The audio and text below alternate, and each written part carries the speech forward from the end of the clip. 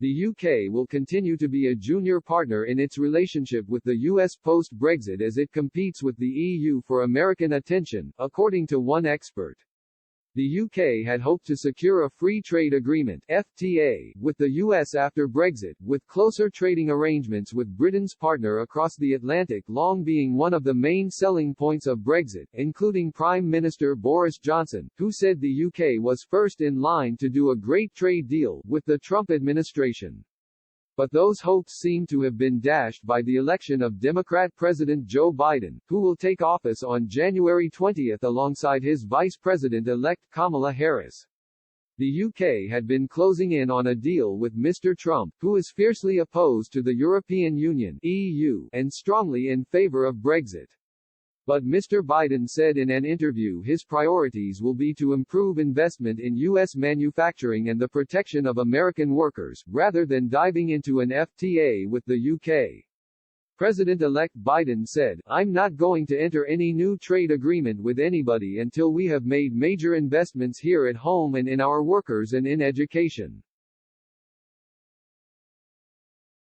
And according to Dr. Tom Newhouse from the University of Derby, the UK will continue to be a junior partner to the US despite hopes of a strengthened, equalized relationship with its American counterpart. Speaking to Express, Dr. Newhouse said, "There has been a special relationship between the US and the UK for at least a century, which has meant that the two countries have been regarded as particularly close. However, this relationship has almost always been much more important to the UK than the US. Since the end of the Second World War, Britain has always been the junior partner in this relationship." In addition, President-elect Biden is likely to be on better terms with the European Union and seek to trade with the 27-state bloc than he is with the UK. Mr. Trump's support for Brexit and lack of concern for the Good Friday Agreement gave the UK a boost to adopt a hardline approach with the EU, relying on a deal with the US instead. But Mr. Biden clearly takes a very different view, as he showed during his election campaign when he backed the Irish government following the revelation of the controversial Internal Market Bill.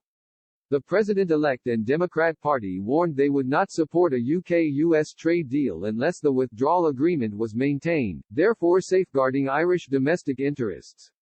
It is also worth noting the strength of the special relationship between the US and UK has often been over-exaggerated.